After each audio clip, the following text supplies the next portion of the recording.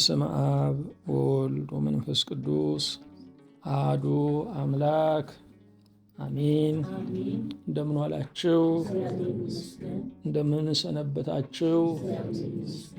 ምሕረቱ ብዙ የሚሆን በቸርነቱ ይህን ጊዜ የሰጠን እግዚአብሔር ስሙ የተመሰገነ ይሁን። በእግዚአብሔር ቸርነት ተከታታይ የትምህርታችን ርዕስ የማርቆስ ወንጌል ትርጓሜ የሚል ነው። እግዚአብሔርን አጋዥ መንፈስ ቅዱስን ገላጭ አድርገን የአምስተኛውን ቀን ትምህርት እንጀምራለን። የማርቆስ ወንጌል ምዕራፍ 1 ከቁጥር 1 ጀምሮ ያለውን በጸሎት መንፈስ ሆነን እናነባለን። የእግዚአብሔር ልጅ የኢየሱስ ክርስቶስ ወንጌል መጀመሪያ።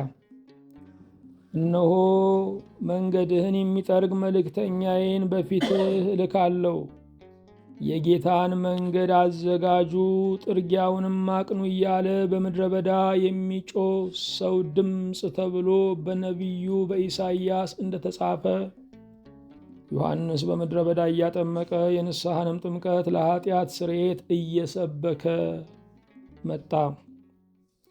ሁሉን የያዝ ሁሉን የምትገዛ የጌታችን የመድኃኒታችን የኢየሱስ ክርስቶስ አባት እግዚአብሔር ሆይ እናመሰግንሃለን።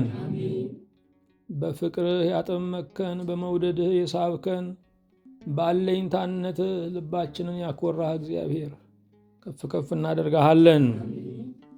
ታጥቀህ በማዕድህ ያገለገልከን፣ ከገበታ ያጠገብከን፣ በምድር ላይ ብዙ አገልጋዮችን ያስነሳህልን፣ ዘመናትንና ወራትን በጸጋ የምትባርክ እግዚአብሔር እናመሰግንሃለን። የኃጢአታችን ስርየት አንተ ጋራ ያለ እግዚአብሔር እኛን ይቅር ለማለት አትዘገይምና ምሕረትህም ደግሞ ከመበደላችን በፊት ካለው ንጽሕና ጋር ሳይሆን ከበለጠው ክብረት ጋር ያገናኘናልና በእውነት እናመሰግናለን። ለበደለው የሚሞት ለጎዳው የሚክስ እንዳንተ ያለ ፍቅር፣ እንዳንተ ያለ መሐሪ፣ እንዳንተ ያለ በጸጋ የሚጎበኝ የለምና እናመሰግንሃለን። ቀሪውን ሰዓት እንድትባርክልን፣ ልቡናችንን አንደበታችንን ሁሉ እንድትቆጣጠር፣ በዓለም ላይ በሥጋ ላይ በሰይጣን ላይ ደግሞ አሸናፊዎች አድርገ የእባቡን ራስ ረግጠን በድል የምንቆም ብዙ ምርኮንም ለአንተ የምናመጣ ሰራዊትን እንድታደርገን እንጸልያለን። በሰላም ጀምረን እስክንፈጽም ጥበቃ በዙሪያችን፣ ማዳን ምሕረት በመካከላችን ትሁንልን። በአንድ ልጅ በጌታችን በመድኃኒታችን በኢየሱስ ክርስቶስ በእርሱ ያለ ክብር ጽን ለአንተ ይገባሃል። ከእርሱ ጋራ ከመንፈስ ቅዱስም ጋራ ትክክል የሚሆን ዛሬም ዘወትርም ለዘላለሙ አሜን። የእግዚአብሔር የአምላካችን ስሙ የተመሰገነ ይሁን። በዛሬው ዕለት የማርቆስ ወንጌል ምዕራፍ 1 ከቁጥር 1 ጀምሮ ያለውን ማብራሪያ ትርጓሜ ለማየት እንሞክራለን። ወንጌላት በተለያየ ስፍራ፣ በተለያየ ቋንቋ፣ በተለያዩ ሰዎች ቢጻፉም መልእክታቸው አንድ ነው፣ እርሱም ክርስቶስ ነው። የማቴዎስ ወንጌል በአረማይክ ቋንቋ ተጽፏል። አረማይክ የዕብራይስጥ ቤተሰባዊ ቋንቋ ነው። አረማይክ የሶርያ ኦርቶዶክስ ቤተ ክርስቲያን ለአምልኮተ እግዚአብሔር የምትጠቀምበት አሁንም ሕያው የሆነ እንደ እኛ ግዕዝ እንደ ግብፅ የቅብጥ ቋንቋ የአምልኮ መሳሪያ ሆኖ የቀረ ቋንቋ ነው። ስለዚህ የማቴዎስ ወንጌል ለአይሁዳውያን ስለተጻፈ በአረማይክ ቋንቋ ተጽፏል። የሉቃስ ወንጌል፣ የዮሐንስ ወንጌል በግሪክ ቋንቋ ተጽፏል። የማርቆስ ወንጌል ደግሞ በሮማይስጥ ወይም በላቲን ቋንቋ ተጽፏል። ወንጌላት በተለያየ ቋንቋ፣ በተለያየ ስፍራ፣ በተለያየ ዘመን፣ በተለያዩ ሰዎች ቢጻፉም ሐሳባቸው አንድ ነው። ምክንያቱም ያጻፋቸው አንዱ መንፈስ ቅዱስ ነው። የጻፉትም ስለ ክርስቶስ ነው። ቅዱስ ማርቆስ አሕዛብ እንዲድኑ ናፍቆት የነበረበት ወንጌላዊ ነው።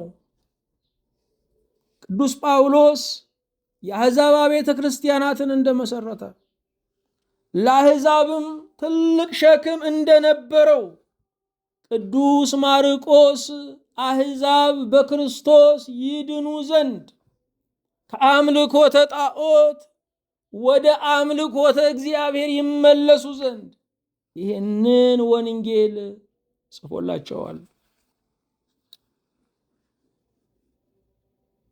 ቅዱስ ማርቆስ ወንጌሉን ሲጀምር እንዲህ ይላል። የእግዚአብሔር ልጅ የኢየሱስ ክርስቶስ ወንጌል መጀመሪያ ይላል። ወንጌል ምንድን ነው ካልን፣ ወንጌል የምስራች ነው።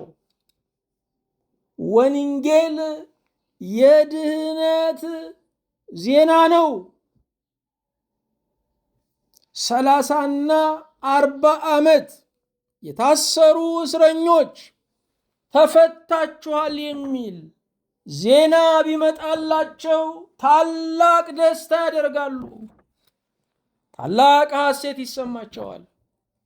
5500 ዘመን የታሰረው የሰው ልጅ በምድራዊ ወህኒ ቤት አይደለም፣ በማይታይ ማሰሪያ በኃጢአት በማይታይ እስር ቤት በሲኦል ተግዞ የነበረው በክርስቶስ ነፃ ወጥተሃል የሚል የድል ዜና ነው። ወንጌል ለድሆች የጸጋ ዜና ነው። ወንጌል ለእስረኞች የአርነት ዜና ነው። ወንጌል በጨለማ ለተቀመጡ የብርሃን ዜና ነው። ወንጌል በሞት ፍርሃትና በሞት ግዛት ላሉት፣ ከመሞታቸው በፊት የሞት ፍርሃት ለሚያርዳቸው፣ እንደገና ሙተው በሞት ቁጥጥር ስር ለዋሉ የሕይወት ዜና ነው። ጨለማ የሚሸነፈው በብርሃን ነው። ሞት የሚገሰጸው በሕይወት ነው። ይህንን የምስራች የያዘው ወንጌል ነው። ወንጌል ኢየሱስ ክርስቶስ ነው። ወንጌል ኢየሱስ ክርስቶስ ነው። የሐዋርያት ሥራ ምዕራፍ 8ን ስናነብ ስናነብ ስለ ኢትዮጵያዊው ጃንደረባ ስናነብ ወንጌላዊው ፊልጶስ ለኢትዮጵያዊው ጃንደረባ ስለ ኢየሱስ ወንጌልን ሰበከለት ይላል። የሐዋርያት ሥራ ምዕራፍ 8 ቁጥር 35 ስለ ኢየሱስ ወንጌልን ሰበከለት። ከነቢዩ ከኢሳይያስ ጀምሮ እስከ አሁን ድረስ ያለውን ስለ ኢየሱስ ወንጌልን ሰበከለት። ወንጌል በአዲስ ኪዳን አይደለም ወይ? ወንጌል በኢሳይያስ ዘመን ነበረ ወይ? የመጀመሪያው ወንጌል በዘፍጥረት 3:15 ላይ ያለው ነው። በአንተና በሴቲቱ መካከል በዘርህና በዘሯም መካከል ጠላትነትን አደርጋለሁ፣ እርሱ ራስህን ይቀጠቅጣል፣ አንተ ሰኮናውን ትቀጠቅጣለህ የሚለው የመጀመሪያው ወንጌል ነው። ብሉይ ኪዳን የተስፋ ወንጌል ተብሎ ይጠራል። ሐዲስ ኪዳን ደግሞ የፍጻሜ ወንጌል ተብሎ ይጠራል። በአጭር ቋንቋ ወንጌል ኢየሱስ ክርስቶስ ነው። ሐዋርያው ቅዱስ ጳውሎስ በሮሜ 1 ቁጥር 4 ላይ ይህም ወንጌል በሥጋ ከዳዊት ዘር ስለተወለደ እንደ ቅድስና መንፈስ ግን ከሙታን መነሳት የተነሳ በኃይል የእግዚአብሔር ልጅ ሆኖ ስለተገለጠ ስለ ልጁ ነው። እርሱም ጌታችን ኢየሱስ ክርስቶስ ነው። ብዙ የሥነ ምግባር ቃሎችን ተናግረን ብዙ ግብረ ገባዊ ቋንቋዎችን ተጠቅመን የክርስቶስን ሞትና ትንሣኤን ካላነሳን፣ ቀራንዮን ማዕከል አድርገን ካልሰበክን ወንጌል አልተናገርንም። ወንጌልን ከጨዋነት ትምህርት ከግብረ ገብ መርሆ ልዩ የሚያደርገው ኢየሱስ ክርስቶስ የሚገለጥበት ስለሆነ ነው። የቤተ ክርስቲያን የመጀመሪያውም የመጨረሻም ተልእኮ ክርስቶስን መስበክ ነው። ቤተ ክርስቲያን ክርስቶስን መስበክ ብቻ አይደለም፣ ክርስቶስን ታጌጥበታለች፣ ሰንደቅ ታደርገዋለች፣ ምልክቷ ታደርገዋለች፣ ትበላዋለች፣ ትጠጣዋለች፣ ትወዛበታለች። ያለ ክርስቶስ ቤተ ክርስቲያን የለችም። ቤተ ክርስቲያንን የመሰረተው የምዕመናን መሰባሰብ አይደለም። ሰዎች ስለተሰባሰቡ ቤተ ክርስቲያን ትመሰረታለች ማለት አይደለም። የቤተ ክርስቲያን መስራች ክርስቶስ ነው። የመሰረታትም እናቶቻችን በምጥ እኛን እንደሚወልዱን አዲስ ዓለም እንደሚያሳዩን በመስቀል ምጥ ቤተ ክርስቲያን ወለዳት። አዲስ ዓለምን መንግሥተ ሰማያትን አሳያት። በአጭር ቋንቋ ወንጌል የድህነት ዜና ነው። ቤተ ክርስቲያንም የዳኑ ምዕመናን ስብስብ ናት። ወንጌል ቤተ ክርስቲያን ናት። ቤተ ክርስቲያን ወንጌል ናት። መንግሥተ ሰማያት ቀርባለችና ንስሐ ግቡ ይባላል። ብዙ ሰዎች ይህንን ቃል የሚረዱት ዘመኑ አልቋልና ንስሐ ግቡ ብለው ነው።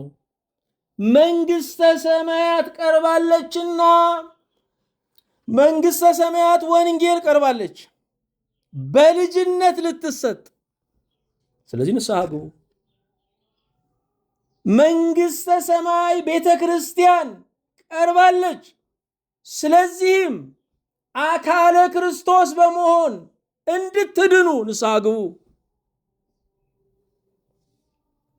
አዎ ወንጌል ቤተ ክርስቲያን ናት። ቤተ ክርስቲያንም ወንጌል ናት። የእግዚአብሔር ልጅ የኢየሱስ ክርስቶስ ወንጌል መጀመሪያ። ቅዱስ ዮሐንስ ወይም ቅዱስ ማርቆስ በሁለተኛው ስሙ ለሮማ ሰዎች መጀመሪያ የሰበካቸው ወንጌልን ነው። የመጀመሪያው ትምህርታችን ምንድን ነው? የመጀመሪያው ስብከታችን ምንድን ነው? ወንጌል ሊሆን ይገባዋል። ምክንያቱም ሰዎችን በመልካም ምኞት መግለጫ ሰላም ልንሰጣቸው አንችልም። ዘመኑ የሰላም የብልጽግና እንዲሆን እመኛለሁ የሚል አንድ የአዲስ ዓመት መግለጫ አለ።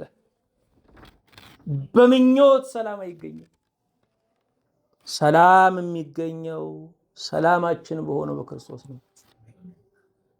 ሰላም የሚገኘው ሰማይና ምድር፣ ሰውና እግዚአብሔር፣ ሰውና መላእክት፣ ሕዝብና አሕዛብ በተስማሙበት በክርስቶስ ደም ነው። የእግዚአብሔር ልጅ የኢየሱስ ክርስቶስ ወንጌል መጀመሪያ። ኢየሱስ ክርስቶስ የእግዚአብሔር ልጅ ነው። ስለ ጌታችን ስለ ኢየሱስ ክርስቶስ ስናወራ ሁለት ልደታት አሉት። የመጀመሪያው ቀዳማዊ ልደቱ በዚህ ቀን በዚህ ቦታ በማይባል እምቅድመ ዓለም ከአብ ያለ እናት የተወለደው ነው። ሁለተኛው ልደቱ ደግሞ በሚታወቅ ቦታ በሚታወቅ ዘመን ከእመቤታችን ከቅድስት ድንግል ማርያም ያለ አባት መወለዱ ነው። በአጭር ቋንቋ ክርስቶስ ሁለት ልደታት አሉት። ክርስቶስ በሰማይ እናት በምድር አባት የለውም። ኢየሱስ ክርስቶስ የእግዚአብሔር ልጅ ነው። መልአኩ ቅዱስ ገብርኤል ለእመቤታችን ለድንግል ማርያም ብስራት ይዞ ሲመጣ በእውነትም ይሄ ብስራት የእመቤታችን ብቻ አይደለም፣ ዓለሙን ሁሉ ወክላ ይሄንን ብስራት መጀመሪያ የሰማች እመቤታችን ቅድስት ድንግል ማርያም ናት። የመጀመሪያዋ ወንጌል ተሰባኪ፣ የመጀመሪያዋ ወንጌል ሰባኪ፣ የመጀመሪያዋ በወንጌል አማኝ፣ የመጀመሪያዋ በወንጌል አሳማኝ እመቤታችን ቅድስት ድንግል ማርያም ናት። የእግዚአብሔር ልጅ ካንቺ ሰው ይሆናል፣ የልዑል ኃይል ማደሪያው እናቱ ትሆኝ ዘንድ መርጦሻል አላት። አይሁድ ክርስቶስን የዮሴፍ ልጅ እያሉት፣ አጋንንት ግን የእግዚአብሔር ልጅ ብለው ይመሰክሩለት ነበረ። የሚያሳዝነው ግን ይሄ ምስክርነታቸው የሚያድናቸው አይደለም።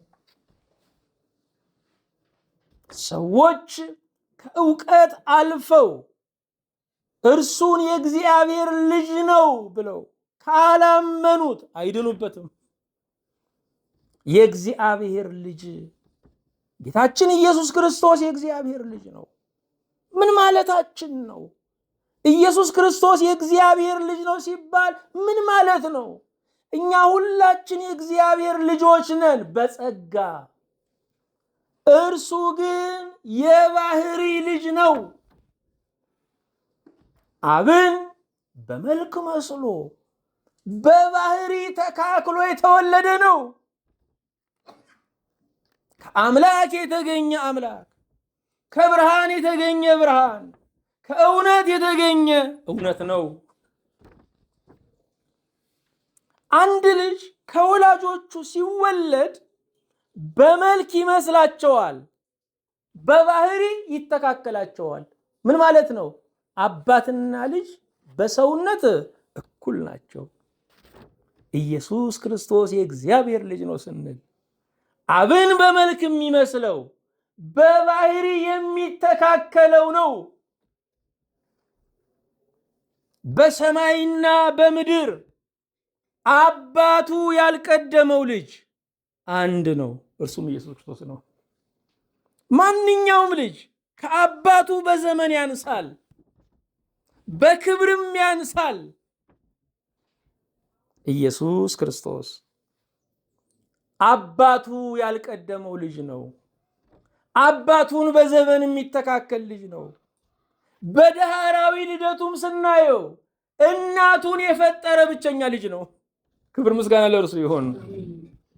እናቱን የፈጠረ ልጅ፣ አባቱን በዘመን የሚተካከል ልጅ ኢየሱስ ክርስቶስ ነው። ከውሃ ውሃ ትቀዳላችሁ፣ ከብርሃን ብርሃን ትቀዳላችሁ። ከአምላክ የተገኘ አምላክ ነው። የእግዚአብሔር ልጅ ስንል እግዚአብሔር ነው ማለታችን ነው። አገሩን የሚመሩት መሪና አንድ ሰው ብታቆሙ በስራ ድርሻ ይለያያሉ፣ በሰውነት ግን እኩል ናቸው። ሰውነት አመሳሶ የለበትም። ሰውነት ደረጃ የለውም። ሰውነት እኩል ነው። እግዚአብሔር ወንድም ሴትም አድርጎ ሰውን ፈጠረ። ወንድም ሴትም ሁለቱም በአንድ ነገር እኩል ናቸው። እሱ ምንድነው? ሰው በመሆን። ኢየሱስ ክርስቶስ የእግዚአብሔር ልጅ ነው ስንል የአብ እኩያ ነው ማለታችን ነው። እግዚአብሔር አባቴ ነው ሲል የዋሃኑ ደቀ መዛሙርት አልገባቸውም። የዋህ ሰው ነገር አይገባውም። በነገራችን ላይ ክፉ ሰው ነው ነገር የሚገባው። አይሁድ ምንም ማለቱ ነው አሉ። እግዚአብሔር አባቴ ነው ማለቱ ራሱን ከእግዚአብሔር ጋር ማስተካከሉ ነው አሉ። ማንኛውም አይሁዳዊ እግዚአብሔር አባቴ ነው ማለት የዕለት ጥቅሱ ነው። ኢየሱስ ክርስቶስ አብ አባቴ ነው ሲል ያለው ድምፀት ግን እኩያነትን የሚገልጥ ነው። እርግጥ ነው እኔና አንድ ነን ብሏል። እርግጥ ነው እኔን ያየ አብን አየ ብሏል። በመልክ ይመስለዋልና፣ በባህሪ ይተካከለዋልና። አብን ማጣት ወልድን ማጣት መንፈስ ቅዱስን ማጣት ነው። ወልድን ማጣት አብንም መንፈስ ቅዱስንም ማጣት ነው። መንፈስ ቅዱስን ማጣት አብንም ወልድንም ማጣት ነው። አንድ ሲሆኑ ሶስት፣ ሶስት ሲሆኑ አንድ ናቸው። የእግዚአብሔር ልጅ የኢየሱስ ክርስቶስ መጀመሪያ፣ የእግዚአብሔር ልጅ የኢየሱስ ክርስቶስ ወንጌል መጀመሪያ። የወንጌል መጀመሪያው ኢየሱስ የእግዚአብሔር ልጅ ነው ብሎ ማመን ነው። እንዳጠቃላይ የማርቆስ ወንጌል ገለጣ ወንጌል ማለት ከጽንሰተ ኢየሱስ እስከ ዕርገተ ኢየሱስ በየማን አብ እስከ መቀመጡ ድረስ ያለው ዜና ወንጌል ተብሎ ይጠራል። ከጽንሰቱ እስከ ዕርገቱ ድረስ ያለው ዜና በሙሉ እርሱ ምን ተብሎ ይጠራል? ወንጌል ተብሎ ይጠራል። የእግዚአብሔር ልጅ የኢየሱስ ክርስቶስ ወንጌል መጀመሪያ። ኢየሱስ ማለት መድኃኒት ማለት ነው። አዳኝ ማለት ነው። ታዳጊ ማለት ነው። ከምንድን ነው የሚያድነው? ከኃጢአት ነው የሚያድነው። በምድር ላይ መድኃኒት ከተገኘላቸው በሽታዎች ያልተገኘላቸው ይበዛሉ። የኃጢአትን መድኃኒት የመስራት እቅድ እንኳ ጠቢባን የላቸውም። ኢየሱስ ክርስቶስ ከኃጢአት የሚያድን ነው። ኃጢአት ማለት ምን ማለት ነው? ኃጢአት ሰርታችሁ ጥፋት ፈጽማችሁ እንቅልፍ እምቢ ያላችሁን ሌሊት አስቡት። የተረበሻችሁበትን ማለዳ፣ ነግቶ የነጋ ያልመሰላችሁን ጸጸት አስቡት። በሲኦል ያለው እሳት ምንድን ነው ካላችሁ በኃጢአታችን ፊት ለዘላለም መኖር ነው እንጂ እፍ እያለ በሲኦል እሳት የሚያነድ ፍም የሚያጋግም ሰራዊት የለም። የሲኦልን ጨለማ ልዩ የሚያደርገዋል ዮሐንስ አፈወርቅ። እሳት ሁሉ በባህሪው ብርሃን አለው፣ የሲኦል እሳት ግን ጨለማ ነው። እርሱ ጸጸት ነው። ይቅር ባልተባለ አእምሮ መኖር ነው። ምህረት ባላገኘ አእምሮ መኖር ነው። ለአንድ ደቂቃ ለአንድ ሰዓት የተሰማችሁን የጥፋተኝነት ስሜት አስቡት። እሱ በዘላለም ሲባዛ ገሃነም ተብሎ ይጠራል። ከዛ የሚያድን ነው ኢየሱስ ክርስቶስ። ዛሬ ነገ የሞት ቀጠሮ ያለበትን ስጋ እንኳ የሚያክሙ ሐኪሞች ክቡራን ናቸው፣ ንዑዳን ናቸው። ሙያቸው በመላው ዓለም ተቀባይነት አግኝቷል። እነዚህ ሁሉ ባለሙያዎች ይስራም አይስራም መድኃኒት ያዛሉ። መድኃኒት ግን አይሆኑም። እርሱ ኢየሱስ ክርስቶስ ከኃጢአት የሚያድን ሐኪም፣ ከኃጢአት የሚፈውስ መድኃኒት፣ እርሱ መስዋዕት፣ እርሱ ካህን እንደሆነ ሁሉ እርሱ ሐኪም፣ እርሱ መድኃኒት ነው። ኢየሱስ ማለት ከኃጢአት የሚያድን ማለት ነው። የምናገረው ግልጽ ነው። በጸለይን ጊዜ፣ በለመንን ጊዜ፣ ባመሰገንን ጊዜ በአንድ ልጅ በጌታችን በኢየሱስ ክርስቶስ እንላለን። እያንዳንዱ ልመናችን ላይ በኢየሱስ ክርስቶስ ስም እያደረግን ካላሰርን አያርግም ማለት ነው። በኢየሱስ ክርስቶስ ሰው መሆን የተደረገልንን ማሰብ በኢየሱስ ክርስቶስ ስም መጸለይ ነው። በእርሱ ሰው መሆን እርሱ ሁለተኛ ልደት ተወልዶ እኛን ዳግም ልደት እንደሰጠን በማመን ወደ እግዚአብሔር መቅረብ እርሱ በኢየሱስ ክርስቶስ መጸለይ ነው። በደሙ የገነት ደጃፍ መከፈቱን ማመን እርሱ በኢየሱስ ክርስቶስ መጸለይ ነው።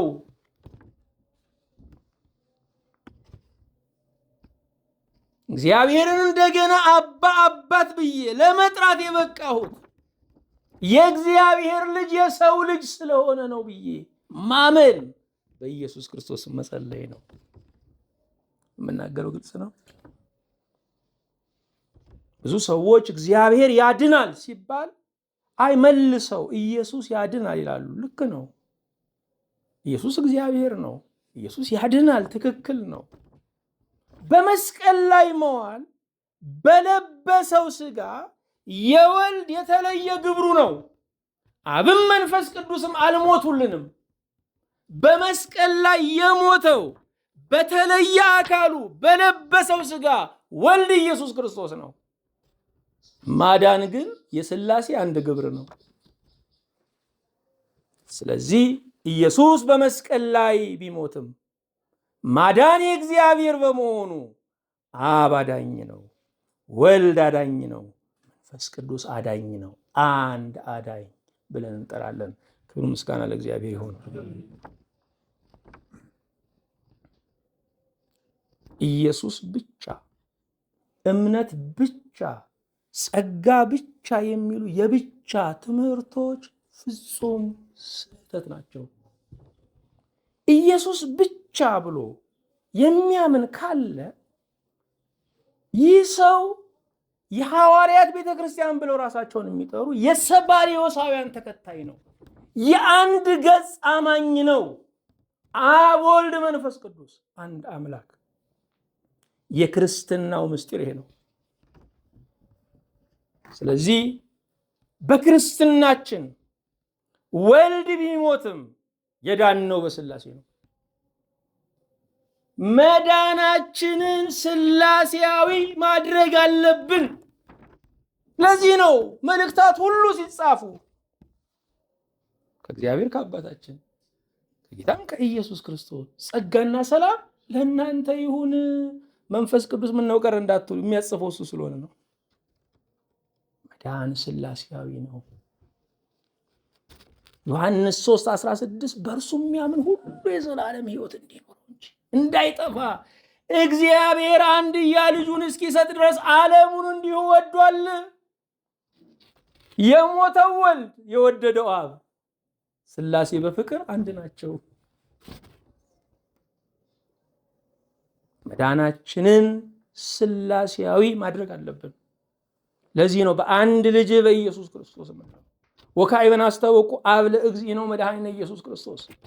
የጌታችን የኢየሱስ ክርስቶስ አባትን እግዚአብሔርን እንማልዳለን የምንለው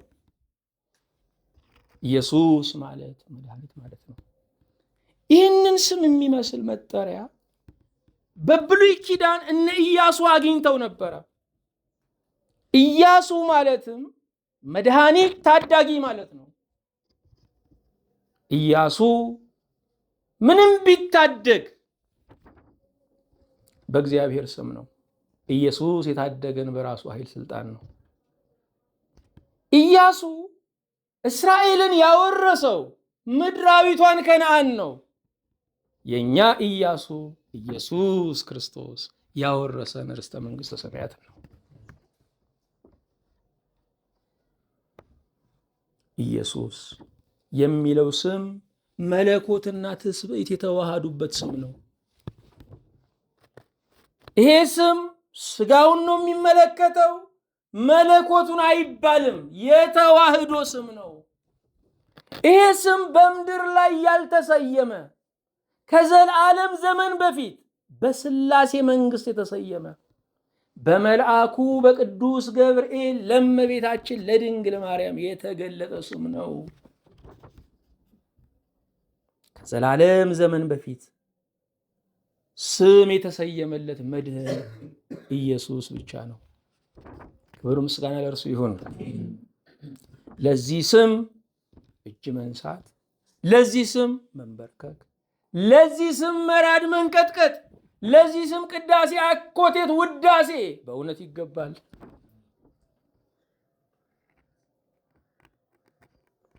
በሰማይ ያደሩት ቅዱሳን ስለ እኛ በሆነው መዳን እርሱን ያመሰግናሉ። ስለ እኛ በሆነው መዳን እርሱን ያመሰግናሉ። ከነሱ ወገን የሆነ መልአክ የነበረ ሰይጣን ሆኗል። የወደቀውን መልአክ ለማዳን መልአክ አልሆነም። የወደቀውን ሰው ለማዳን ግን ሰው ሆነ። ስለኛ መዳን መላእክት በሰማይ ይዘምራሉ ለታረደው በግ እያሉ። የክርስቶስ ቤዛነት ለመላእክትም ያስፈልጋቸዋል። ምክንያቱም መንግስተ ሰማያትን የሚወርሱት እኛ በቤዛነቱ ከዳንም በኋላ ነው። የክርስቶስን ሰው መሆን ይናፍቃሉ። ምክንያቱም የሚያመልኩት በማየት ሳይሆን በማመን ነው። መልኩን ይናፍቁ ነበረ። በቤተልሔም የዘመሩት የዘመናት ምኞታቸውም ስለተፈጸመ ነው። የማይታየው ስለታየ ነው። ክብር ምስጋና ለእርሱ ይሁን። እግዚአብሔር ልጅ የኢየሱስ ክርስቶስ ወንጌል መጀመሪያ ክርስቶስ የተቀባ የከበረ ማለት ነው።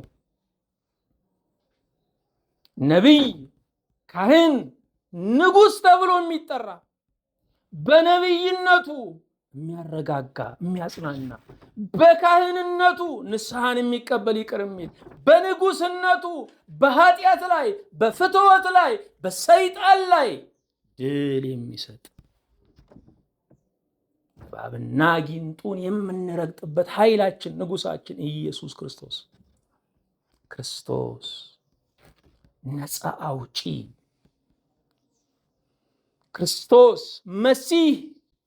መሲህ ክርስቶስ አንድ ነው። በዘመነ መሳፍንት የተነሱት ታዳጊዎች ሁሉ መሲሐን ነበሩ ለእስራኤላውያን። ስለዚህም የሚመጣውን መሲህ ይጠብቁ ነበረ። ነፃ አውጪውን ይጠብቁ ነበረ። እርሱ ግን ትልቁ ባርነት በሮማውያን መያዝ አይደለም በኃጢአት መያዝ ነው ብሎ ከትልቁ ባርነት ነፃ ሊያወጣን መጣ። ክብር ምስጋና ለእርሱ ይሁን። እነሆ መንገድህን የሚጠርግ መልእክተኛዬን በፊትህ ልካለሁ፣ የጌታን መንገድ አዘጋጁ፣ ጥርጊያውንም አቅኑ እያለ በምድረ በዳ የሚጮህ ሰው ድምፅ ተብሎ በነቢዩ በኢሳይያስ እንደተጻፈ። ነቢዩ ኢሳይያስ ብቻ አይደለም፣ ነቢዩ ሚልክያስም ስለ ዮሐንስ መነሳት፣ ስለ ዮሐንስ አገልግሎት ትንቢት ተናግረዋል። የትንቢት ዓላማው ምንድን ነው? ሕዝብን ለእግዚአብሔር ዓላማ ማዘጋጀት ነው። የትንቢት አጀንዳው ብሔራዊ ነው፣ ዓለም አቀፋዊ ነው፣ ዘለዓለማዊ ነው። እገሌ ገሊትን ያገባል የሚል ትንቢት እኔ አንብቤም አላውቅም። በዘመናትም ያነበበ የለም። ትንቢትን አረከስ ነው። ትንቢት ክርስቶስ ይመጣል። ክርስቶስ መጥቷል። ስለዚህም እንደ ነቢይ እንቅስቃሴ የሚያደርግ አያስፈልገንም። በዘመኑ መጨረሻ ተናገረን። እግዚአብሔር የመጨረሻውን በልጁ ነግሮናል። ምን ሊነገር? በተነገረው ላይ የማድመቅ አገልግሎት ነው ያለው። በተጻፈው ላይ ደርቦ የመጻፍ አገልግሎት ነው ያለው። ከ700 ዓመታት በፊት ኢሳይያስ ስለ ዮሐንስ መምጣት ትንቢት ተናገረ። ኢሳይያስ የብሉይ ኪዳን ሐዋርያ ነው። ትንቢተ ኢሳይያስን ሊቃውንቶቻችን ደረቅ ሐዲስ ብለው ነው የሚጠሩት።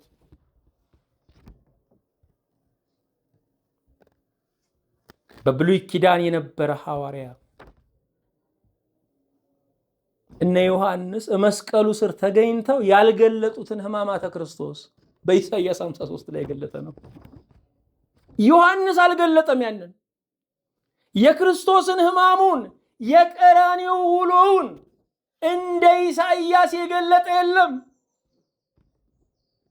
ለካ በመገኘት አይደለም፣ በክስተት ነው እግዚአብሔርን የምንረዳው፣ በመገለጥ ነው እግዚአብሔርን የምንረዳው።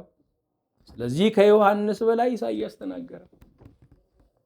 እነሆ መንገድህን የሚጠርግ መልእክተኛዬን በፊትህ እልካለሁ። የማንን መንገድ? የክርስቶስን መንገድ የሚጠርግ መልእክተኛው ማን ነው? ዮሐንስ መጥምቅ ነው። ልብ አድርጉ። የመልእክት ባለቤት አለ፣ መልእክቱ አለ፣ መልእክት ተቀባይ አለ። የመልእክቱ ባለቤት እግዚአብሔር፣ መልእክቱ ክርስቶስ ይመጣል። የመልእክቱ አድራሽ ደግሞ ዮሐንስ መጥምቅ። ተቀባዮች ያመኑ ሁሉ እነሆ መንገድህን የሚጠርግ መልእክተኛዬን በፊትህ ልካለሁ።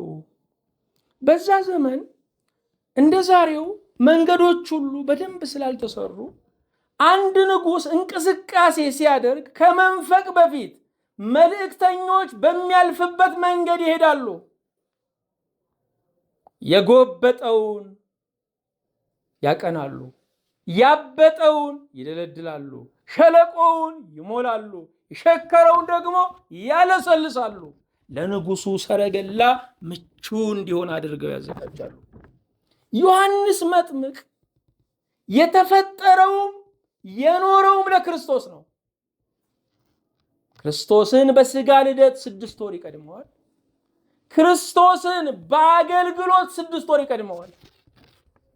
ስለዚህም መልእክተኛ ነውና መንገዱን ሊጠርግ ወጣ። ክርስቶስ የሚያልፈው በአውራው ጎዳና አይደለም፣ በሰው ልብ ነው። ወገኖቼ የሰውን ልብ ከማስተካከል ጎዳና ማስተካከል ይቀላል።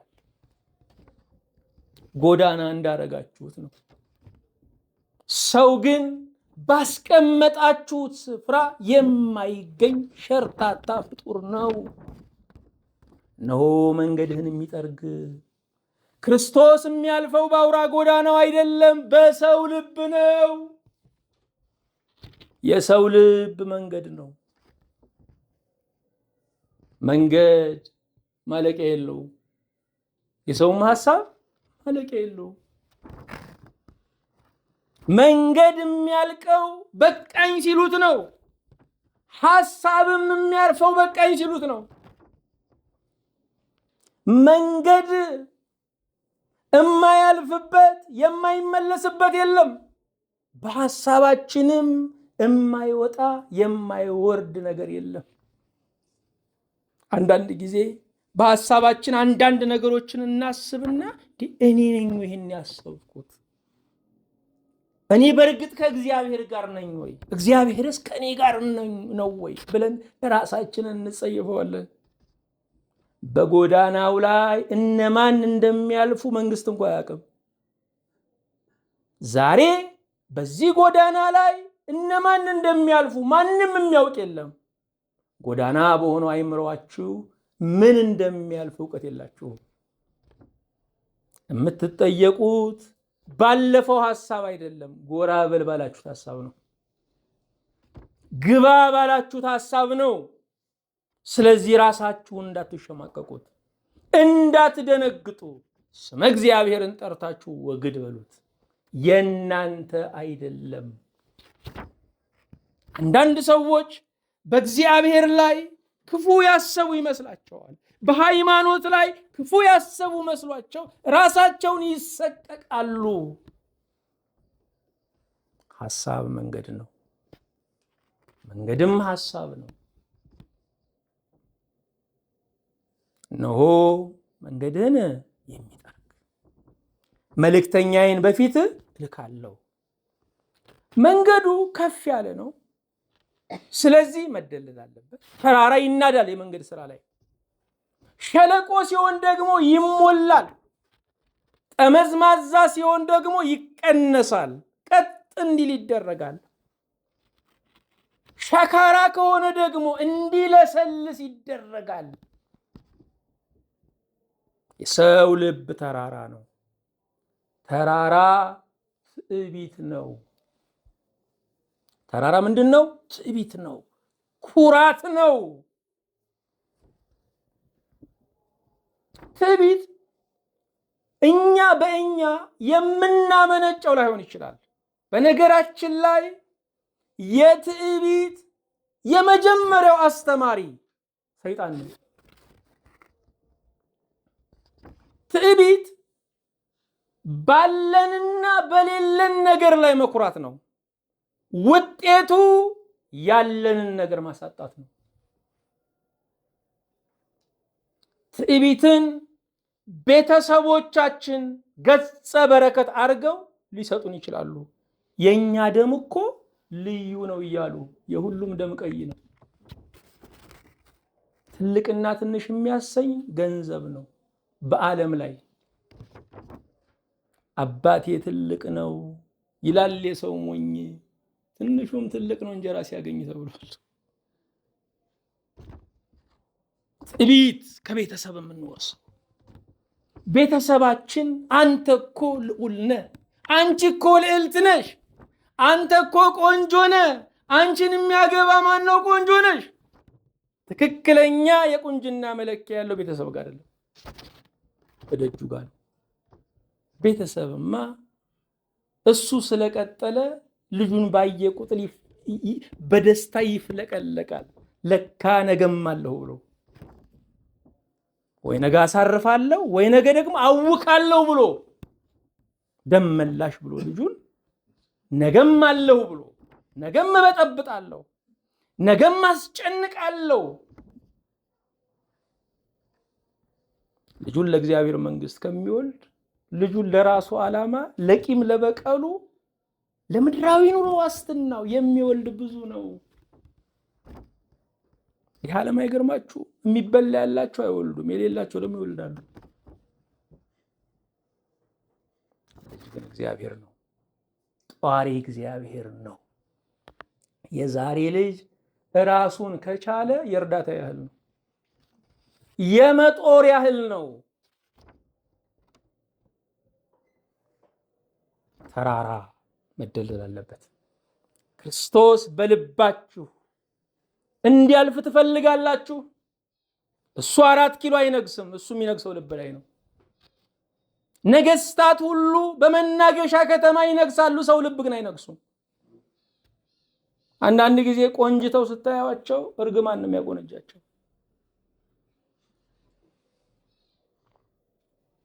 እንደው ምን ነው ማነሳው፣ እንደው ምን ነው በደፋው ስትሉ እያማረበት ነው የሚወጣው። ምክንያቱም ብይን ሰጣችሁ። ብይን የማን ነው? እግዚአብሔር ነው። እንደውም መጽሐፉ የሚለው የሕዝብህን አለቃ አትርገመው ነው የሚለው። ሹፌሩን ይድፋ ብትሉት እኮ አብረን ነው የምንደፋው። ይገልብጥ ብትሉት እኮ አብረን ነው የምንገለበጠው። ብቻውን የሚሞት ሹፌር የለም። ለዚህ ነው የሕዝብህን አለቃ አትርገመው። ራስህን ነው የምትረግመው ማለት ነው። ራስህን ነው የምትረግመው። ጸልይለት ነው። እሱ የሚነግሰው በዋይት ሃውስ አይደለም። እሱ የሚነግሰው በ4 ኪሎ አይደለም። እሱ የሚነግሰው በፓሪስ አይደለም። እሱ የሚነግሰው በሮም አይደለም። እሱ የሚነግሰው በኢየሩሳሌም አይደለም። በቅኖች በትሑታን ልብ ነው። ትህትና ማለት ያላችሁን ነገር መርሳት ነው። አንድ ቅዱስ አባት ሰይጣን ቀረበው። አንተ ትጾማለህ አይደለ?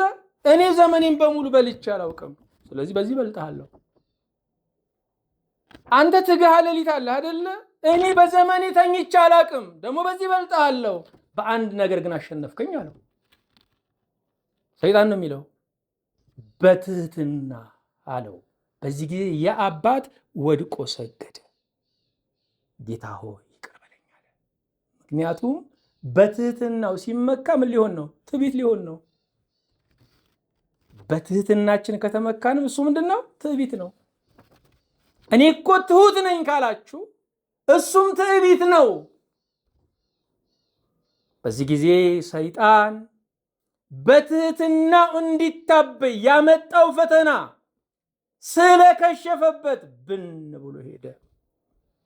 ሰይጣን ሲሸነፍ ቆሞ አይደራደርም፣ ብን ነው የሚለው። መንገድ ክርስቶስ የሚያልፍበት መንገድ መሰናክሉ ትዕቢት ነው፣ ይደልደል። ሁለተኛው ሸለቆ ነው፣ አልችልም ባይነት። አንዳንድ ሰው እግዚአብሔር ለአገልግሎት ሲጠራው፣ እግዚአብሔር ለሐዋርያነት ሲጠራው ዘሩን ይቆጥራል፣ አስተዳደጉን ይቆጥራል፣ አቅሙን ይቆጥራል፣ ችሎታውን ይቆጥራል፣ ትምህርቱን ይቆጥራል። ያለንን ነገር ለእግዚአብሔር ክብር እናውላለን። ልክ ነው። እግዚአብሔር ግን የሚያዋጋን በራሱ ትጥቅ ነው። ትምህርታችሁ ጥሩ ነው ለአገልግሎት፣ ጉልበታችሁ ጥሩ ነው፣ ወጣትነቱም ጥሩ ነው። የምትዋጉት ግን በእግዚአብሔር ትጥቅ ነው። አገልግሎት ያለ ጸጋ አገልግሎት አይደለም፣ ትግል ብቻ ነው። አልችልም ባይነት። ሙሴን እግዚአብሔር ጠራው፣ ኧረ እኔ አልችልም ማለት ምንድነው ምክንያት? እንዴ ምላሴ እኮ ይኮላተፋል፣ የምናገረውን እኮ የለመደ ሰው እንጂ ሌላ ሰው አይረዳውም አለ።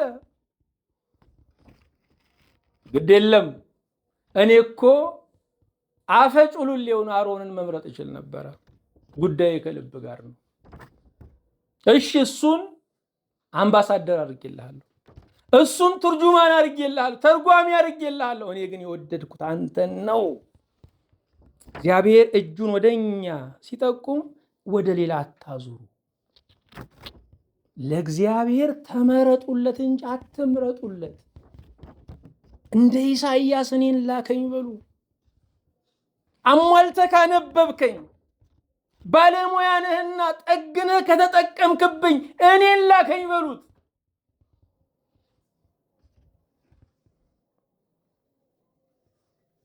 አዎ ሸለቆ ማለት አልችልም ባይነት፣ የበታችነት ስሜት።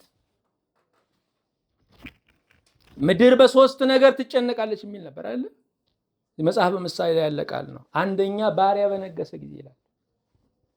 ይሄ በደርግ ዘመን ቤተ ክህነቱን ከቤተ መንግስት ማጣላት የሚፈልጉ ባህታውያን ይህን ጥቅስ ነው አደባባይ ወጥቶ የሚናገሩት። ወዲያው ወታደር ይመጣል። ታዲያ እዚህ ግቢ ገብርኤል አንዱ ትንሽ እቺ ድምፅ ማጉያቸውን ወደ ቤተ መንግስት አድርገው ምድር በሶስት ነገር ትጨነቃለች፣ አንደኛ ባሪያ በነገሰ ጊዜ ሲሉ ኮማንዶ እየዘለለ ቀብ ቀብ አድርጎ ሶስተኛ ፖሊስ ጣቢያ ይቀመጡ መርማሪ ፊት። ምድር በሶስት ነገር ትጨነቅ፣ አዎ ብያለሁ። አንደኛ ባሪያ በነገሰ፣ አዎ ብያለሁኝ። ለምን እንዲህ አሉ? ወይ ልጅ አልሰማውም፣ ባሪያ እንግሳችኋል እንዴ? አይ እኚህ ነገረኛ ናቸው፣ ጨለም ሲል ሱሉል ታጫካ ጣሏቸው ብሎ አዘዘ። ሐሳቡ በምድረ እስራኤል የተነገረ፣ ሁሉም ቀያይ ናቸው። በነገራችን ላይ ግልጽ የምናገረው፣ በነገራችን ላይ በደርግ ዘመን ቀይና ቆንጆ ነው የተረሸነው አብዛኛው። ምን አይነት ስሜት እንደነበረ ይገባችኋል። ይሄ ቃል በተነገረበት ባሪያ በነገሰ ሲባል ሁሉም ቀያይ ነው። እኛ ባሪያ ብለን እንደምንስለው አይደለም። ተገዢ የነበረ ገዢ በሆነ ጊዜ እኮ ነው። የጌታውን ዙፋንና ወንበር ትዳር በቀማ ጊዜ ምድር ትጨነቃለች። ምክንያቱም ገዢነቱን፣ ትልቅነቱን፣ የጌታውን አልጋ መውሰዱን አያምነውም ነው፣ አይቀበለውም ነው። ሴት ባሪያም እመቤቷን በወረሰች ጊዜ የበታችነት ስሜት፣ ሸለቆ ማለት እሱ ነው።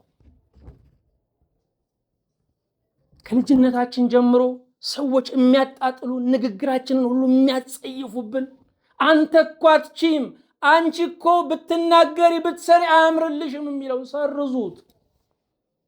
የሚጸናው እግዚአብሔር የጻፈላችሁ ሰርዙት ወገኖቼ። ከዚህ ስሜት መውጣት አለብን። አለበዚያ እግዚአብሔር ቢባርከንም ደሃ ነን። እግዚአብሔር ቢሰጠንም በእጦት ስሜት የምንሰቃይነን። ሰው ሸለቆውን መሙላት አለበት። እኔ ከማንም አልበልጥም፣ ከማንም አላንስም። እኔ በአርአያ ሥላሴ ተፈጠርኩ። እኔ እግዚአብሔር በምድር ላይ ለገዢነት ያስቀመጠኝ ነኝ። እግዚአብሔር በእኔ ላይ ዓላማ አለው። ቤተሰቦቼ፣ ሀገሬ በእኔ ላይ ካላት ዓላማ እግዚአብሔር በእኔ ላይ ያለው ዓላማ ይበልጣል። መንገዱ ጠመዝማዛ ነው። እሱ ቀጥ ማለት አለበት፣ ንጉሱ እንዲያልፍበት። አንዳንድ ሰው ሽምቅ ነው፣ ድብቅ ነው።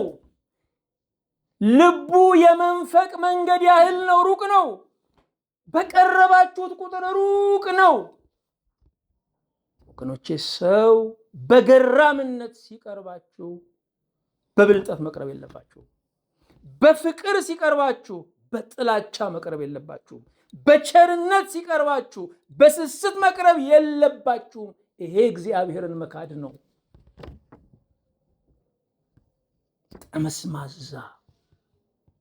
ጠመዝማዛ መንገድ ዳሩ አይታይም። ቀጥሎ ምን እየመጣ እንደሆነ አይታይም። ምን እንደሚያስቡ የማይታወቁ ሰዎች አሉ፣ ሁል ጊዜ ሲጠማዘዙ የሚኖሩ። በዚህ ልብ ክርስቶስ አያልፍም። ግልጽ ነው የምናገረው። ይሄ ልብ ለፖለቲካ ለካድሬነት ይጠቅም ይሆናል፣ ለመንግስተ ሰማያት አይጠቅምም። የካድሬነት መጨረሻ፣ የፖለቲካ መጨረሻ እስር ቤት ነው። የኔ ርዕዮተ ዓለም፣ የኔ ፖለቲካ ብለው ከወደቁ በኋላ ለአንድ ቀን የተከራከሩለት የሉም። ሲቆም ብቻ የሚቆም ነው። ሁልጊዜ የሚጸናው የማይናወጥ መንግስት እግዚአብሔር ነው። ጠመዝማዛ ሸካራ ደግሞ መንገድ አለ። እሱ መለስለስ አለበት። መንገድ የሚሰሩትን አይታችሁ ሲያለሰልሱት መንገዱን መጨረሻ ላይ እንደው ቅቤ ነው የሚያደርጉት። መንገዱ ሸካራነት፣ ቂመኝነት፣ በቀለኛነት፣ ማልመዝመዝ፣ በዛ ልብ እግዚአብሔር አያልፍም፣ ክርስቶስ አያልፍም በዛ ውስጥ ወገኖቼ። ጠላቶቻችን አንድ ቀን ነው የሚጎዱን። ራሳችንን ስንጎዳው የምንኖረው ግን እኛ ነን። በቂም ማለት ጠላት እየደጋገመ እንዲጎዳ መፍቀድ ማለት ነው።